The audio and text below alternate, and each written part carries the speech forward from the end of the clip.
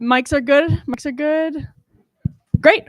Okay, sounds good. You'll notice that we have Wisconsin beers on the table, and that is because I'm so pleased to be joined by Senator Johnson from my home state of Wisconsin. Just want to thank the senator, of course, and thank CPI, the Conservative Partnership Institute, for hosting us.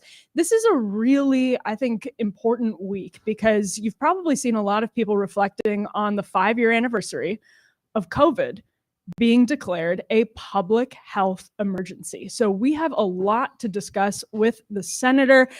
Just as a quick introduction, I'm Emily Jashinsky. I am the host of a show called Undercurrents. So welcome to all of our subscribers over at undercurrents.tv. We're normally in Unheard's DC bureau, but today we're here in this wonderful location. And I just wanted to thank the senator, first off, for being here and for all his advocacy on behalf of the health of Americans. Well, thanks for having me. It's great to have you, Senator. My first question is about the MAHA movement's power here in Washington. Secretary Kennedy, it's crazy to even say that. It's amazing to even say that. Hosted the first MAHA Commission roundtable just yesterday. It looked like a big success. Jay Bhattacharya appears to be headed for confirmation at NIH. Also an amazing thing to be able to say, along with Marty McCary at FDA. On the other hand, though, there was the dust up with Weldon here in Washington just over the course of the last 24 hours. Dave Weldon was RFK Jr.'s pick for that role. Here's what a CNN medical analyst said, quote, "I think the withdrawal of Weldon is a tacit acknowledgement that RFK Jr. is in trouble. Weldon was RFK's pick." So I wanted to start off, Senator Johnson, just asking if you could give us a progress report on MAHA's first 50 days. Well, I would say the opposition to RFK Jr. is alive and well, okay? That they would have liked to have defeated his nomination, but they couldn't. Right. Because Americans want to know what's causing this explosion in chronic illness. Americans actually do want to know what is causing autism. And literally for decades, we haven't even been able to ask the question. Mm-hmm. You know, anybody who does gets vilified. They do everything they can to destroy those individuals. But listen, I give President Trump and Bobby Kennedy all the credit for moving this forward. I mean, had it not been for Bobby recognizing that he wasn't going to win the presidency, because it's very difficult with 30 parties. It's even more difficult when you have the party of really his family name, not even allowing you to run in a primary. The party of democracy, right? So he finally realized it was futile. The way the legacy media wouldn't even put him. Give him any airtime whatsoever. The only airtime he got was pretty much on conservative outlets. Mm-hmm. And he resonated with conservative audiences. And so the fact that he decided to suspend his campaign and join forces with President Trump, and President Trump welcomed him. Two individuals that obviously have different ideas in different areas politically, but they absolutely both wanted to come to, develop the knowledge of what is causing chronic illness. They wanted to find out what's causing autism. They wanted to address this problem. And so they put their political differences aside, focused on an area of agreement. And in doing that, not only demonstrated how do you solve a problem, but also how do you take the first step in healing this horribly divided nation? How do you heal and unify it? And so I give them great credit, and that's, but it's the public support for what they both want to do that made this possible. But again, the fact that they were able to defeat the Weldon nomination, it's really tragedy, because I spoke with the doctor. He's got a very open mind. He's certainly not anti-vax. He vaccinates his patients, okay? Mm-hmm. He just has some questions, like, maybe, just maybe, 85 doses on the childhood schedule, vaccines given in three to six different vaccines at the same time to very young infants whose immune systems are just developing. That might be a problem, but we can't even ask the question. So again, I give Donald Trump and Bobby Kennedy all the credit for taking really a giant leap forward in terms of addressing this problem, but also demonstrating how we're going to heal and unify this very divided nation. It seems to me like Dr. Weldon doesn't even know exactly what happened when the White House pulled his nomination. He said sort of that big pharma may have had something to do with it. He said it's the concern of many people is that big pharma, quote, was behind this, which is probably true in a statement today. Do you know if pressure from big pharma had anything to do with it? No, but I think you can pretty well assume that. Again, they couldn't bring down Bobby Kennedy because what he was doing is so politically popular in completely nonpartisan fashion. So, Republican senators couldn't vote against him, even those that might have wanted to. But Farmer doesn't go quiet in the night, so they got their scalp. And unfortunately, it was Dr. Weldon. Well, and even just going back a little bit, I was mentioning before we started that I went back and watched some of your ads from your original campaign in 2010, which I lived in Wisconsin at the time. So I remember seeing on TV, and there was, to me, such an overlap with what we hear now from DOGE. And there's all kinds of questions about how MAHA is maybe downstream of these questions about sometimes we have too many regulations, sometimes we have not enough regulation. But I wanted to just see if you could reflect for a moment on how maybe there is a point A being the Tea Party to point B now with DOGE. Do you see that connection from those two epics? Yeah, I think so. It's part and parcel of the same movement. From my standpoint, the underlying effort of the Tea Party was, preserving freedom. And, those of us who value freedom realize, our founders were geniuses. They realized, we're men and women, we're imperfect. If you don't want to live in chaos and anarchy, you have to have some form of government, but government is not created to solve our problems.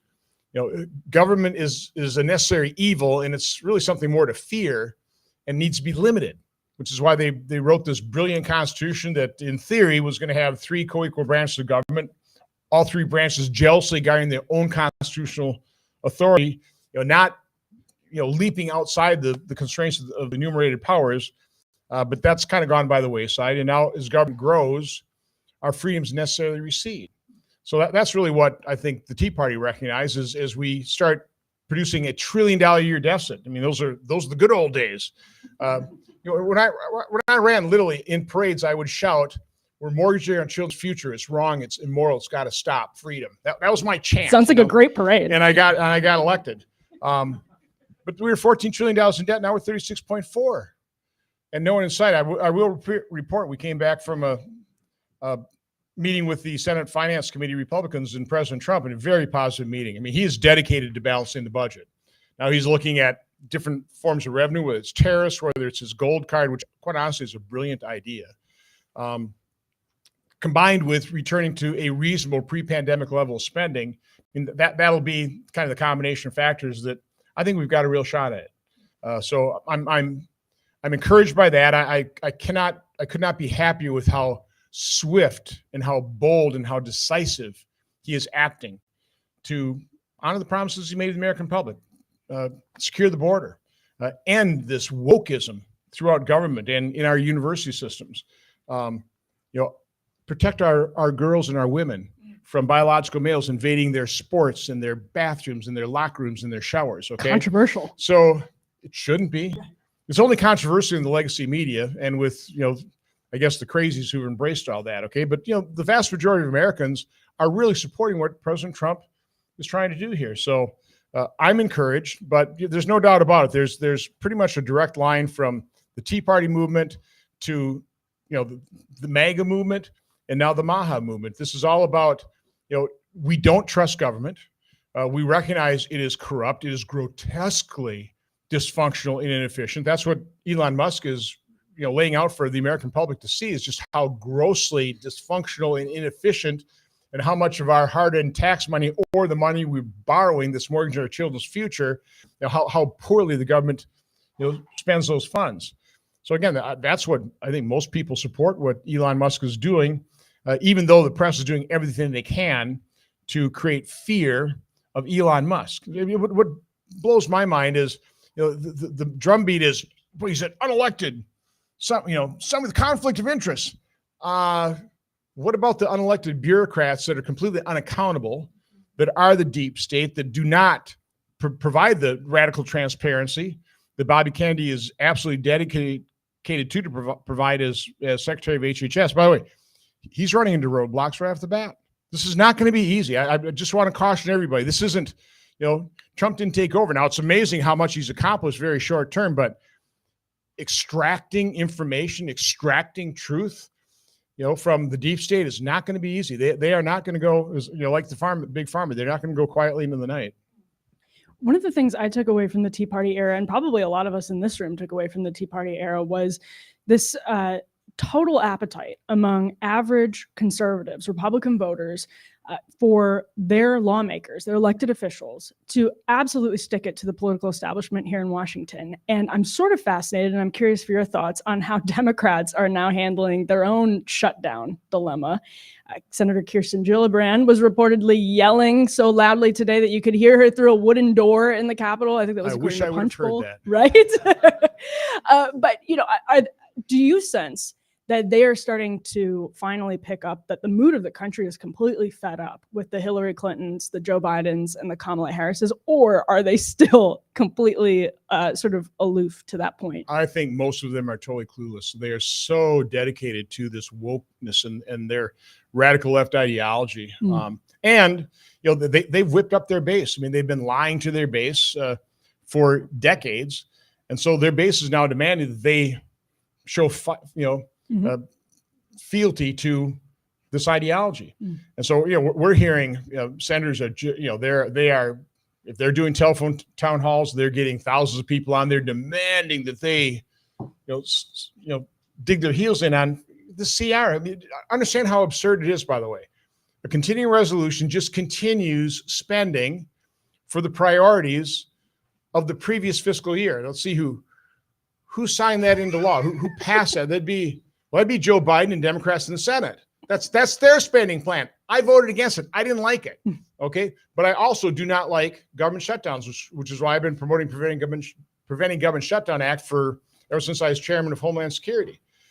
It's a better way than incurring the cost of a shutdown. So you have these Democrats who, for every one of these shutdown battles, have always blamed Republicans for it because they've had the media backing them. And just, talking, we can't do a shutdown. This is horrible. People are going to die. All of a sudden, they're going to take us to the brink. They're going to shut the government down. Now, the question is, will the legacy media hold them accountable? Because obviously the House passed this. It's a pretty clean CR. So understand, we're already halfway through the year on a CR. This is the second half of the year. We've tweaked $900 billion worth of spending by a few billion for defense, reduced, a few $1 billion for programs that are kind of one-time spending. By and large, that's kind of what we're talking about. It's basically 2024 spending, and they're going to vote no. And they're going to, and my guess is the legacy media will back them up. There's some outrageous thing.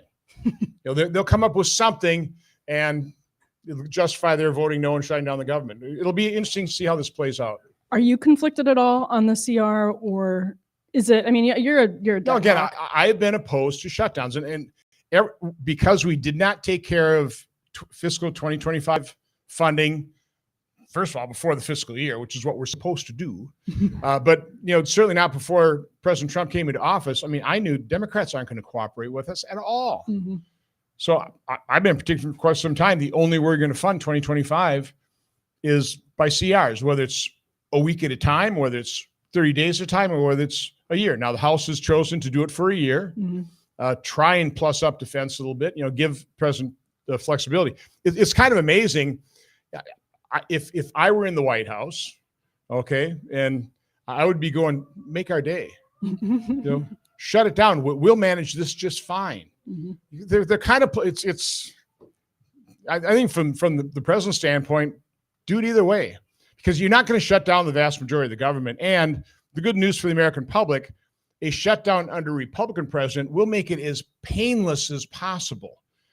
A shutdown on a Democrat president, because the press is blaming the Republicans, they make it as painful as possible for the public. So the Democrats just might find that the American people aren't going to mind a shutdown at all because it's less than 10% of the government that actually does shut down. Now, I'm going to feel really bad for government employees who are deemed essential and have to work and still don't get paid. But we can come back by unanimous consent and say, let's pay the Coast Guard. Let's pay Customs and Border Protection. Let's protect these people, okay?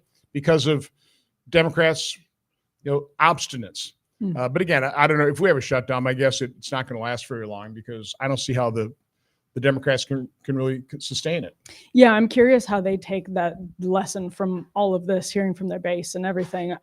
Speaking of that in the Tea Party era. In 2012, you wrote, quote, federal spending is the visible portion of government fat. And this is actually so perfect for Maha, by the way, even the way you illustrate this. Federal regulations are the less visible plaque clogging the arteries of our economy.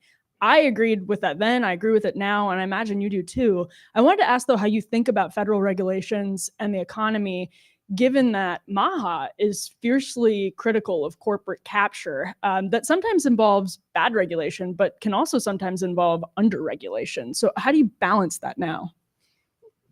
So you have to recognize that, again, we're not angels. I mean, there's some really bad people in the world. And so you need something trying to prevent that badness, trying to protect the public. So again, we need federal health agencies. We need some kind of regulator to ensure that what's in drugs is what the drugs say is in it, that the drugs are as safe as possible, that we have honest scientific research and honest studies. Right now, we don't have that because of the corporate capture, because government's been funded and you've had one evil person, Anthony Fauci, doling out tens of billions of dollars of loans for decades. Okay, so Anthony Fauci got the results he wanted, for example, on remdesivir. I mean, the World Health Organization recommended against using remdesivir. I think remdesivir killed people. They had knocked out their kidneys. It was like the worst thing you probably could have done for somebody in the hospital, but that became the standard of care. And unfortunately, our doctors are just following a protocol, and they can administer something that they might even in the back of their minds think, I may be killing my patients here, but I'm not going to get in trouble for it, because this is what I'm being told to do. Anthony Fauci said, this is the way. Well, put about $3,500 in the pocket of Big Pharma for every course of treatment. So no, I mean, there is real corruption. I quite honestly don't even know what question I was answering for you. Over-regulation. So we need some level of regulation, but it has to be honest. I think the first task of Bobby Kennedy is you have to restore integrity to science. It's not going to be easy. But also recognize, as opposed to Anthony Fauci, who claimed he was science, what science is skepticism. That's why it's so tragic that Bill Weldon, David Weldon, Dr. Weldon, he was a skeptic. He wanted to see the data. Prove it to me. Bobby Kennedy's a skeptic. He's not going to go half-cocked and just, hey, this is what I believe, so we're going to institute this. He's going to make sure that his actions are guided by real science. And from my standpoint, real science is going to be having everybody at the table. So as we move down the path in terms of, what's in our food, I want agriculture there. I want big food processing. I want the Maha movement. I want the nutritionists. I want everybody at the table, because science isn't always black and white. It probably rarely is. Particularly when you're talking something as complex as the human body, and as varied as the human body, and our reaction to different chemicals and ingredients, that type of thing. So again, this is not going to be an easy task, but there's an approach to doing it. But right now, government funding promoted by or funded by corrupt individuals, captured by, I hate because I'm a private sector guy. I hate talking about corporate interests. Right. That's what we're down to now. I mean, it's just true. I don't have a problem with big business until they use their power to corrupt the process to the detriment of their competitors and detriment of the public. And again, that's probably Lord Acton, probably one of the most brilliant statements ever, is that power corrupts, and absolute power corrupts absolutely. Well, what is government? I mean, at its core, government is power. And so it will be corrupted, which is why our founders realized, let's limit it, because whatever we got is going to be corrupted to some extent. So we have to limit the harmful impact of the corruption of the government that we do need. And so how do you view the possibility of DOGE reductions at NIH, well, actually more broadly at HHS, NIH, FDA? What do you make of how that could go? First of all, I could not be more pleased that, again, now here Trump teamed up with Elon Musk, who I think inarguably is one of the most brilliant and accomplished and effective human beings ever to walk the face of the earth. I mean, let's be honest. I mean, whoa, this guy is unbelievable. And we've got this guy working for us for free and recruiting a bunch of other very young people to use their brilliance to go in there and first of all, mine the data that, I as a investigating overseer trying to conduct oversight of Congress would never get, but he has access to it. And they're asking questions that actually I can't even believe they've never been asked before. It's like, okay, and all these checks going out of Treasury, I mean, do we code these to accounts? Do we know what this money's for? The answer is no. Now, how we got 2 million federal employees. How many credit cards do we have out there? What, over 4 million? Are you kidding? It's like, it's a good deal. It's just unbelievable. So no. So what we need to do though is, he can stop at least temporarily paying these contracts. But does the president really have the empowerment power? But what we do know from the Empowerment Act is we have something called rescission. In addition to reconciliation, we have this device called rescission, where if it's generated in the White House can recommend that this spending is is rescinded, and that can be discretionary spending as well as the mandatory that we can only address during reconciliation. So, or only mandatory can be addressed during reconciliation. So we've got two ways of using just simple majority votes in both the House and the Senate. And what my recommendation was repeatedly, the White House, including just an hour ago, is let's do multiple rescission packages. As Elon Musk comes up with, 3 or 5 just outrageous example, package those with a bunch of other horrific examples of waste, fraud, and abuse that we want to rescind, and do it on a monthly basis. Let's shoot that muscle memory. Let's have the public aware of the fact you just can't wait really for the next package to be outraged again, and then support our action of voting to rescind it. I have 2 more questions before we get to the audience, so please get ready for that. I want to just ask Senator a question from one of our Undercurrents.tv subscribers, Robert Schwartz. He's curious about food stamps, which is important right now because Congress will likely take up the Farm Bill this year, which will be a fascinating process in the era of MAHA. But he asked, what criteria do the nutrition experts of the federal government use to define food? And this is really interesting because you were just talking about how big business can be just as corrupted as big government. Do you have any insight in this process? I mean, you're on the aging committee too, and I imagine this is something that weighs on a lot of seniors who are now dealing with chronic illnesses or cancers that we're increasingly learning could be linked to the food supply. So first of all, I got to put a plug in for Senator Rick Scott. He's doing a great job as chairman of the Aging Committee, actually making it a very interesting committee and holding important hearings on important issues. Yesterday was about depression in seniors and the devastation of that. Trying to figure out where I want to go on this thing.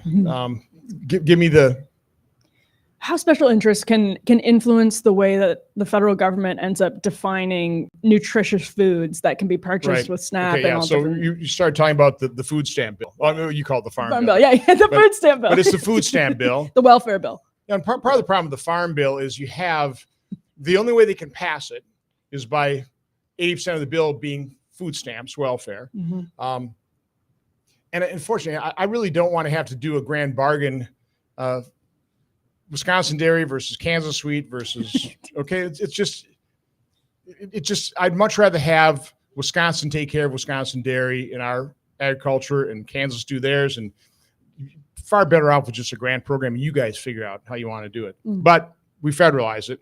The problem with food stamps is we've just exploded the eligibility. So it used to kind of go up and down based on, good times versus bad times.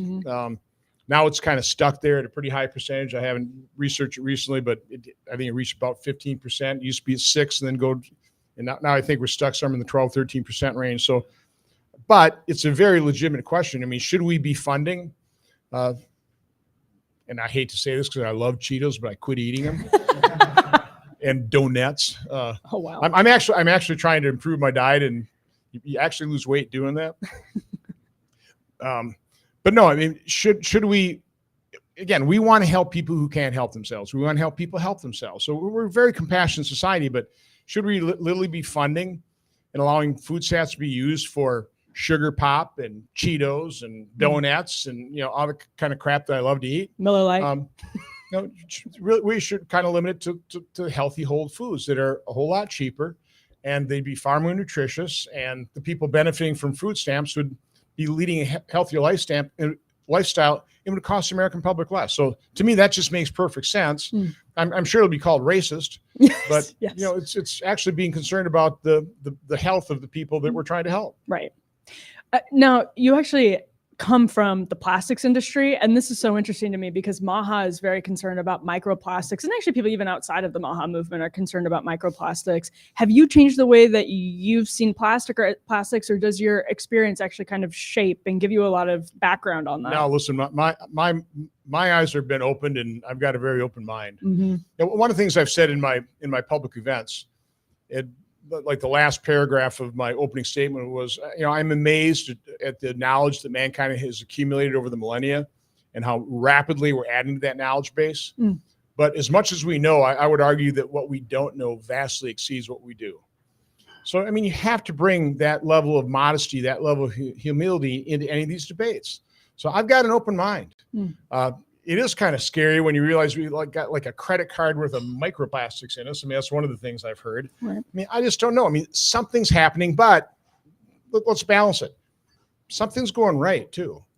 Okay, I mean, when they started Social Security in the 30s, the life expectancy was about 61 years old. By the way, that made Social Security a very long-term type of program because they set retirement at 65. So they extract wages for most people who would never get old enough to realize the benefits. Now life expectancy is approaching 80. Okay. It's taking a little downturn because of fentanyl overdoses, that type of thing. But, so we're making progress. We must be doing something right. But also as we age, I mean, is it quality of life? I mean, are we aging in a healthy way? I mean, you've got Alzheimer's, you've got chronic illness, you have all these other issues which are enormously expensive. And the rise in autism, we have not begun to see the societal cost of that. Because as it's risen, a lot of these young people with autism are still being taken care of by their parents. Well, I hate to break to everybody, we all die. And so those parents will pass on, then all of a sudden those individuals, particularly the ones severely autistic, are going to have to be taken care of by the public. It's going to be enormously expensive.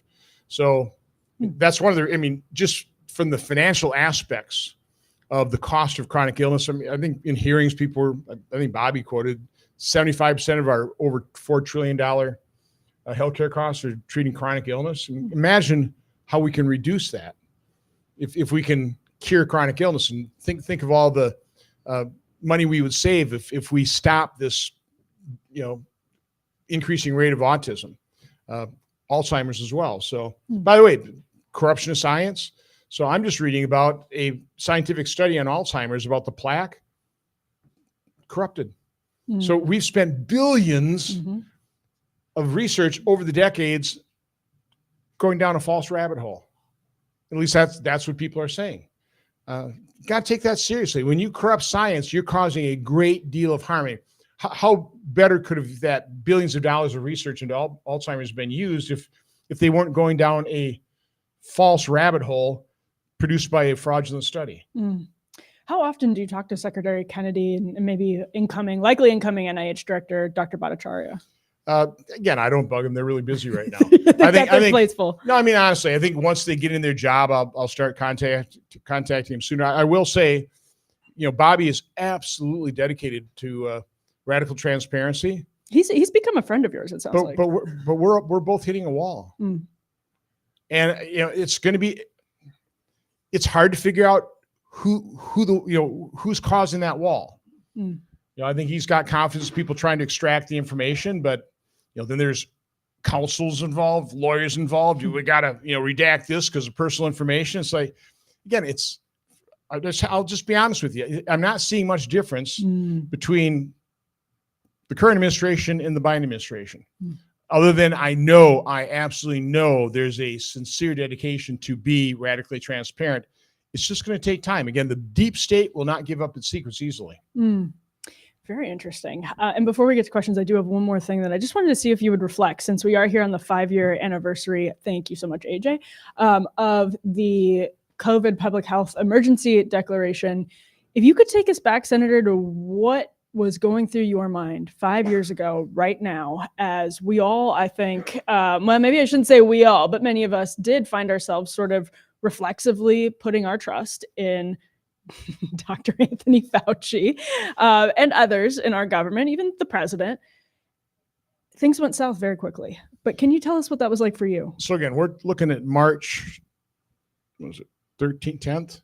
I'm not exactly, I think it's about March 20th when a state senator in Michigan was successfully treated with hydroxychloroquine. I think that was in the March timeframe. Up to that point, I'm looking at the PSYOPs, being undertaken by Chinese government with the moon suits, all that kind of stuff. I mean, these doctors, young, healthy, getting COVID and dying within 3 days. So, Right. I was as freaked out and scared as everybody else. But then you had John Ioannidis analyze the results of the Princess Cruise, almost like a perfect little research study, right? And he was out there saying that the infection fatality rate is going to be somewhat similar to maybe a bad flu season. The Center for Evidence-Based Medicine in Oxford, pretty much the same conclusion. This is very early on in the process. So when I saw a potential of a treatment for it, and started hearing about other ones, quite a bit later that I heard about ivermectin, but there's budesonide, again, corticosteroids. I had Pierre Corey testify in May when I had John Ioannidis and a bunch of other people. The purpose of that hearing literally was to try and convince people not to freak out about this. This isn't Ebola. And that's May of 2020. This is May of 2020. Wow. So I mean, you sort of pivoted pretty quickly to realize something was wrong. Well, when I heard about hydroxychloroquine, I got on the horn right away to the president of Novartis, who I heard had donated 30 million tablets of hydroxychloroquine to the national stockpile. And I want to know, what, and he was all excited about it. He's going to do, he's talking, Senator, we got about a dozen studies going. We'll have the results of these things by, April, early May. End of April, and I was texting him all the time. And all of a sudden he went totally dark, end of April. I've never talked to him since. Go, what's pulling off here? We had the log jam in the stockpile. We couldn't get it out. Then you had Rick Bright sabotage hydroxychloroquine. You could only use it in clinical trial, when it wasn't going to be helpful, when somebody was already too sick, it was only good for early treatment. So again, I'm watching this, I'm living it, and it's not making any sense to me. Why aren't we talking about other treatments? Why is it just one drug right now? Okay, what is the NIH expending on this? So I held that hearing in May with John Ioannidis. So he talked about the Princess Cruise. And I said, it's not Ebola at 30-40% fatality rate. It's not MERS. It's not SARS-1, 8 to 10%. This is going to be like a bad flu. So quit freaking out. Also had Pierre Corey for the first time talking about corticosteroids. Of course, he was vilified for it. And then about 8 weeks later, all of a sudden a study from dexamethasone out of the UK say it works. Now they always underdosed it. They didn't use enough of it. So no, I mean, I was highly suspicious very early on, end of April, early May. And I really wish I would have been holding hearings earlier. It wasn't until after the election that I finally brought in Peter McCulloch and Harvey Risch and those guys, and they talked about hydroxychloroquine. Then we brought in Pierre Corey in December, and Gary Peters just really set him off, and his opening testimony, because Gary Peters was so rude to him, went viral, and then YouTube took it down. Then I got introduced to the vaccine injured. I was censored on my as I was watching VAERS, and confronting Francis. First of all, I confronted Francis Collins in December, asking, "What are you doing about early treatment?" I mean, this is the NIH's guidelines was do nothing, go home. Be afraid. Hope you don't turn blue so that you have to go to the hospital and they'll kill you with remdesivir and ventilator. I mean, you understand, you got put on a ventilator, 90% of people died on ventilators. So I realized early on they did it to, isolate the virus. So it's not circulating all over the place. I mean, I understand that, okay? Especially when everybody's afraid of it. But, later on when you realize that, no, most people survive. But the fact that we weren't concentrating on early treatment, I asked Francis Collins over the phone, what do you do? Oh, Senator, we're spending hundreds of millions of dollars on exploring all these molecules. Okay, well, send me evidence. He never did. Later on, about April of 2021, when I'm watching VAERS, and this was, a few thousand deaths. Back then, it was like 47% were occurring on the day of vaccination within 1 or 2 days. So I'm in a meeting with him, personal meeting with about 4 or 5 other senators. They're all slapping themselves in the back. Hey, we got those test kits out. And I'm going, hey, Dr. Collins, are you looking at VAERS? Are you seeing these deaths? And he said, Senator, we've attributed 6 deaths to the J&J, the clotting with the child age bearing women. So, but he said, Senator, people die. That's how callous it was. I mean, to me, it's obvious correlation, may not causation, but man, that ought to be something you ought to be concerned about. And just fast forward, and that connected me to the vaccine injured. I let them tell their stories in Milwaukee. Mm-hmm. They got vilified. We all got censored. It's sick. It's sick what happened. And I agree, Scott Atlas, who had a good article in the Wall Street Journal last week saying we need a COVID reckoning. Mm-hmm. They want to just, skate into the sunset there. And it's like, well, we had to make some tough decisions, and, but we tried to do the right thing. No, they need to be held accountable. At least it has to be exposed, which is why we need radical transparency and why Bobby and I will work hard. And, we'll eventually crack this nut. We'll eventually get that radical transparency. I just wish we already had it. Well, thank you, Senator Johnson. We're going to move on to the actual off-the-record portion of this off-the-record conversation and go ahead and say goodbye to everybody on the live stream because we have some fantastic audience questions to get to. The first, Senator, is what agency, if